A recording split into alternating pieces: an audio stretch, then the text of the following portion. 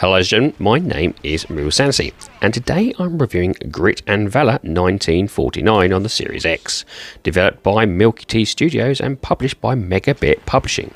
So what is Grit and Valor? Grit and Valor 1949 is a diesel punk real-time tactics roguelite set in an alternative history of World War II. The premise is you are in command of an elite mech squadron. Think fast and battle the evil Axis forces to liberate Europe. The game boasts real-time team-based tactics with the ability to slow down and pause battles, upgrade your mechs, pilots and HQ, procedurally generated buffs and arenas to ensure every battle is unique. First up is accessibility. With regards to accessibility, there is a very good variety of options available, with accessibility at the forefront of its design. A vast array of visual options alongside button remapping, high contrast mode, colorblind mode, item, mech and enemy color options. Audio options are better than the norm too, with menu, speech and pilot voice adjustments, which means a lot more people can really enjoy what this game has to offer. Next is gameplay. From the moment I saw the trailer of this game, I knew it had something special that I wanted to play.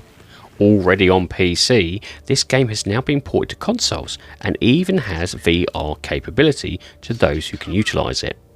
The game itself is a blend of different genres built around the premise of movement and positioning is king. Think of it as a mech version of chess with grid placements, and you can gauge roughly what is in store for you.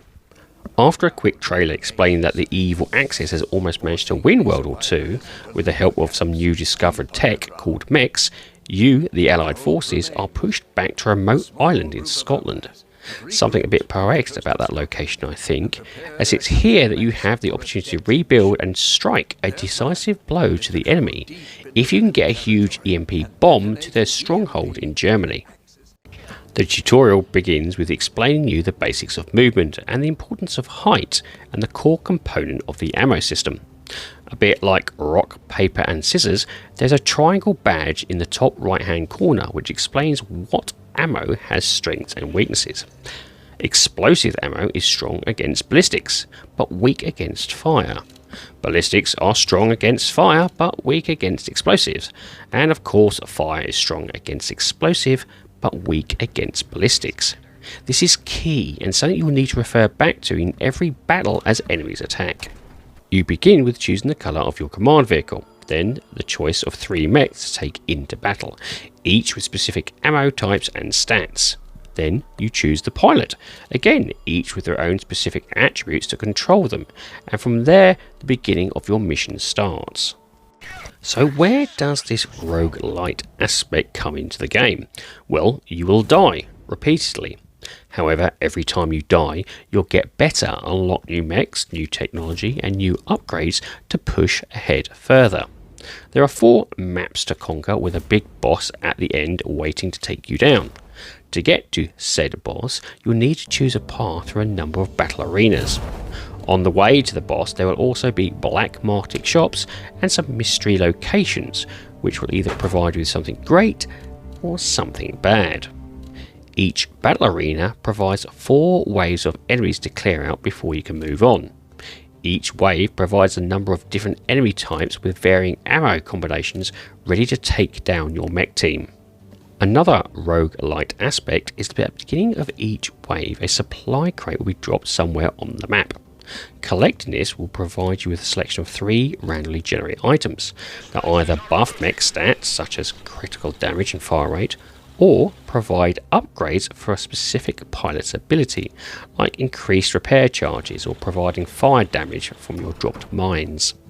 This ensures, regardless of the upgrades you do at your HQ, you'll always be getting stronger with each battle, to give you some slight charge with the big boss at that waits. A number of battle arenas will also provide you with side missions alongside kill all wave enemies. These range from defending civilian homes, supplying petrol, taking radio towers and destroying missile silos. Completing these as you kill enemy waves isn't necessary to progress, but in doing so will you gain bigger rewards at the end of each battle arena.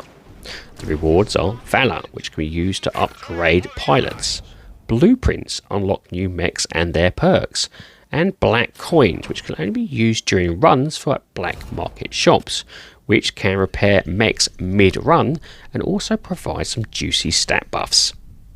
Completing those battle arenas will let you gain several different currencies, which can be used in unlocking and upgrading your chosen team back at HQ. It's a lovely, very simple and straightforward system that if you have the currency, things are instantly unlocked and ready for use. Did you manage to get 3 blueprints? Well, now you can unlock a new mech or even a new mech ability. Speaking of HQ, it's here where the selection of buildings where you can really tailor your chosen mechs and pilots with a number of unlockables that give you the edge in battle. The lab unlocks special permanent unlocks, such as more health modules for that command vehicle, additional mech modules, and even permanent enhancement to certain abilities. The archives allows players to see their past victories and the data that got them there. The hangar allows mechs, which have a number of slots that can be unlocked, to plug in a variety of parts. These parts buff your mech and can be found on the battlefield or created if you ever unlock the ability to do so. Once you have unlocked the ability to overclock your mech, you can also unlock permanent perks, which require a specific power requirement that each part you have allocated in your mech provides. For example, a low tier pilot chair will provide a small buff and a power rating of 1. A high tier pilot chair will provide a huge buff and a larger power rating. The bigger the power rating, the more permanent perks you can unlock. The barracks allows your pilots, which have a special ability, to be upgraded, and also have 3 stats that can also be upgraded from the beginning, with 2 more stats that can be unlocked as you progress. At the beginning, you only have access to 3 pilots, but as you complete each map, more is given to you from choose and upgrade to. The pilot's abilities are unique to each character, and depending on how you spec your mech, can greatly enhance the mech's capability in the battlefield. For example, I made one mech that was a high damage sniper, but in doing so was light on armor. Thankfully, one of the pilot's special abilities was to heal their mech directly, a comfort in the most hectic of battles. Speaking of battles, these can range from simple to intense pretty quickly, as you move your team to locations around the map to outmaneuver the enemies as they sweep across the arena to kill you. This is because you cannot specifically target enemies. Instead, your mech AI will target whatever is closest in its range.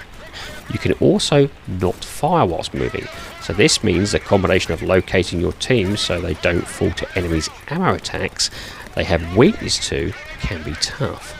But at the same time, positioning them to take advantage of others' weaknesses is fun and challenging, being that it's in real time. This is also the same for the enemy, so ensuring you have a good position before you attack is critical. Another important piece in your army is the command vehicle. It is a completely defenseless vehicle that commands the mechs, and whilst it is heavily armoured, it is vulnerable to attack regardless, and slow. The benefit of the command vehicle though is that it can repair mechs or deploy a sentry gun to attack enemies, depending on which ability you choose before starting. However, if this vehicle is destroyed or all your mechs are, it's game over. Now, this may sound painful to some, so the developers have added in a slow down and pause options for the battles. To ensure that this can be toggled on and off at your will, I would recommend you bind them to your movement sticks, with it being toggled on and off when you click them, as they are not bound to any button when you first start. This allows you to carefully gauge where to position each mech relative to the oncoming onslaught. To move said mech, you highlight a mech and click on the grid position you wish them to move to. Again, I would bind each mech to a specific button to ensure speedy selection. The mech's AI can be a bit twitchy, and I did find in some instances the mech could not work out a path around a particular landscape or your own fellow mech, so I need to reposition them in order for them to get to the correct location. Whilst this can be a bit of a pain sometimes, I can't moan too much, as this also befalls the enemy AI as well, to sometimes my advantage. Overall, this is really fun to play, and whilst it may be a little simplistic in its tactics for some, the challenge is there on the later maps and the bosses. Next up is graphics. Visually, the game has opted for a cell shading similar to that of comics in its overall look and style, which I must say suits the diesel punk theme very well. The graphical fidelity also holds up well in battles, as you can enjoy your mechs burning, shooting and exploding enemies across the map in one go. Each arena is also varied in its topography, with low points and high points in numerous locations to ensure your mech can take advantage of the elevation stat boost. To combat camping at the higher points, side missions and enemy spawns change with every wave, so whilst you may have been on top of the hill in one attack, you may very well be at the bottom of another. To help out though, there is a number of cover wall locations generated on the map, allowing your mechs to hide behind and take the brunt of the attacks against them. However, these will slowly be destroyed, so don't rely on them too much. Later in the game, you can unlock more covers for each of the maps and unlock more health to really help when the waves get too hectic. Regardless of the map, battle arenas vary in size, scope and elevation, but always remain square. I believe these are procedurally generated from a number of tiles, but regardless of the map you are working through, each provide a thrilling experience.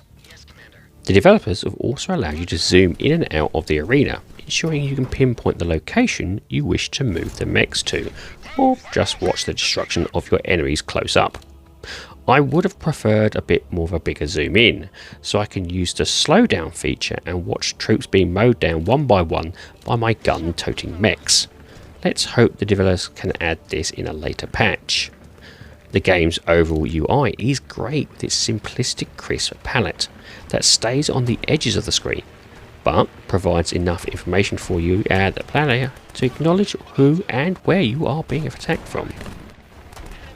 Destruction and lighting effects are clean and crisp even in the more hectic of battles, and give the battlefield experience regardless of its small scale. And finally, sound. When it comes to music in this game, it's all about the battlefield effects with an orchestral tune laid over. Choir-like vocals mixed with piano scores are the bulk of the music, with sound bites for different buildings within the HQ. I don't think there is much variety, as I could have sworn it's the same soundtrack, or at least similar, for every battle, except bosses.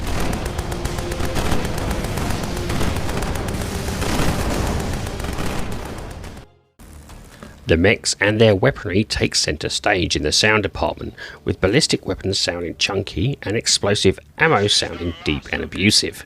In the middle of battles, I'm not exactly focusing on the score, but it would be nice to vary the tracks a little more. There is limited voice work here in the form of pilots who will often comment when they've killed something, taken damage or moving. When it comes to storytelling, this is relayed with static text and visual images. I think it would have been great to get voice work for the story as a whole, but being a small team, this may have caused budget issues when they were developing, so I'm not going to be too harsh.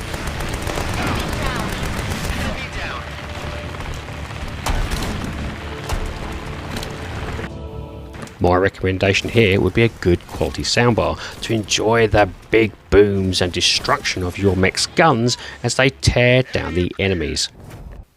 And this leads me on to the rating of the game. Now, I rate games in order of avoid, on sale, great purchase and must own. My rating for Grit and Valor 1949 is a must own. The game is currently priced on Xbox at £16.74, or approximately $20, and depending on your skill and patience would give you about 10 hours to complete the story. However, you can double that in a bid to unlock everything in the game, with also a good amount of replayability in crafting different mech stats. A really fun and engaging real-time tactic team mech based game that pushes the boundaries where needed. This game would suit even the most casual of players, but can give enough of a challenge for the more experienced players. This is a perfect all-rounder that should be in everyone's collection. Well, ladies and gentlemen, that's it. I do hope you like this review, and if you do, please like, share and subscribe if you so wish. And if you would like to put some notes or even just a comment in the comment section, I do like reading them. Anyway, have a great time gaming, and I'll see you all again soon.